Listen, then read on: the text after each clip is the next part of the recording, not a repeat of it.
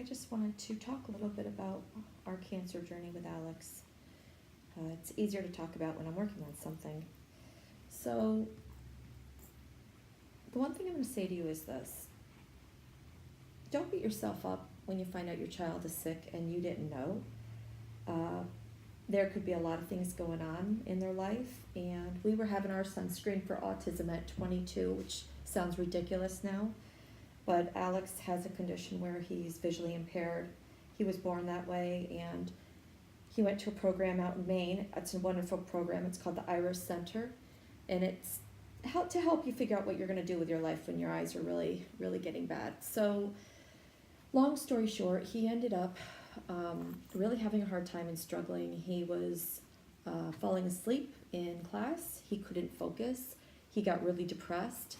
He started having panic attacks. He would call home and tell me he thinks he's dying. We all thought, doctors, therapists, everyone thought, oh, he's really depressed, so let's try an antidepressant. So we tried that. He did okay with that, but by the time we got him home, he was what I thought was a deep depression. He was sleeping all day. He was getting up at strange hours. He didn't even feel like showering. I mean, he felt horrible, and he really thought it was just his emotional state. He was like, maybe I need more, maybe there's something really wrong with me. And then in late July, he started saying things to me like he thought he had cancer, and he felt like he was dying. And I kept telling him, the doctors say this is part of depression. A lot of people feel this way, don't feel bad, but you really got to get up and you got to do something. By the end of August, we'd gone on vacation, and he was feeling horrible, and his back started aching. So we went to the doctor, and they thought he has a leg discrepancy also. They thought, oh, he has new shoes, maybe it's causing his back to ache. And then his testicle blew up, his left testicle, and I knew then, at that point, it only took 6 months for me to figure it out, but there's something wrong with him. Now, my brother-in-law also had testicular cancer, but he had seminoma, I'm assuming, because he did radiation, and he had 30 days of that, and he's been cancer-free ever since, and that was over 15, 20 years ago. So Alexander, we went to the urologist, and actually, when we went to the urologist the first time, we saw this one doctor, and he said, looks like a bruise, go on vacation, because we were like, maybe we shouldn't go, and he said, no, go on vacation. We're going to check in a few weeks, and just to make sure it's not a tumor, but it looks like he really hurt himself, because Alex thought he had hurt himself, and he really, if he did, that's not what the problem was. It was the testicular cancer. So by the time we got home from our vacation, saw the next urologist,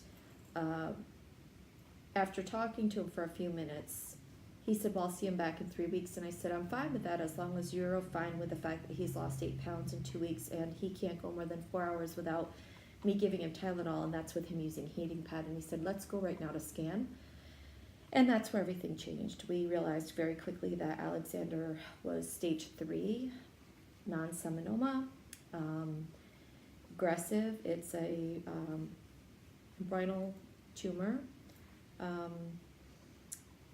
And it was bad. It was in his liver, his lungs. It was in his abdominal area, pressing on his kidney. He only has one kidney. And they didn't know if treatment was even an option for him because he was that sick. So before we started chemo, my husband and I were bathing him, feeding him. He was using a wheelchair. It was bad. And we started chemo right after they removed his left testicle, and it's been a journey. We've been in and out of hospitals. We've had close calls with him. He had blood clots and pneumonia. Pneumonia has not really left his body since November. He had a lung biopsy last week, and there's a little clip on that I did just for people to see. We can be silly with it, and he's silly with it, but that's kind of what gets you through the thick of it. We are going to be going to Sloan Kettering. It's looking like he's going to need a procedure. It's called RPLND. And it's pretty invasive. I don't really want to get into it, but you can YouTube it or Google it and see. It's a major incision abdominal wall, and they basically go inside and they scrape out the lymph nodes that they can get to. It's basically for treatment that's not working. The chemotherapy's not working. So he has some small tumors. He has one larger one that needs to come out, and then we'll go from there. So it's scary, but it's what's happening. And you know, that's why I paint, that's why I refinish bags, that's why I stay busy, because you will go crazy. And if you don't, mothers, if you do not take care of yourself, you're useless to your child. And that includes beating yourself up over not getting them help when you thought they should have, or feeling guilty because it's them and not you. Leave it at the door. You know, it's kind of like addiction. This is their journey, and we're along for the ride, and unfortunately that's the way it is. You know, we can't wish it away on them and take it. That's the bottom line. It's that simple. So my advice to you is to get a good support group. There are some great groups on Facebook. I belong to one group. I think it's Mama Bears for Testicular Cancer is the name of our group. It's awesome. Those women have held me up in times where I didn't think anyone could understand me, and all you have to do is throw something out there, and in within minutes you're getting responses, and it's amazing. So please, whatever your journey is, whatever type of cancer it is, you know, you're the caregiver, you have to take care of yourself. And if you're the cancer patient, this applies to you as well. Try not to focus on the whys and the what ifs, and stay in the moment. And I'm saying that, and I know it's hard, but sometimes you have to do things that force you into staying in a moment, like that painting I've been working on that painting since I found out Alex's cancer wasn't gone. It was still there, and that painting is actually going to a family who just lost their child to testicular cancer. You know, it's the most frustrating thing when people start giving you statistics of, oh, it's 95% curable.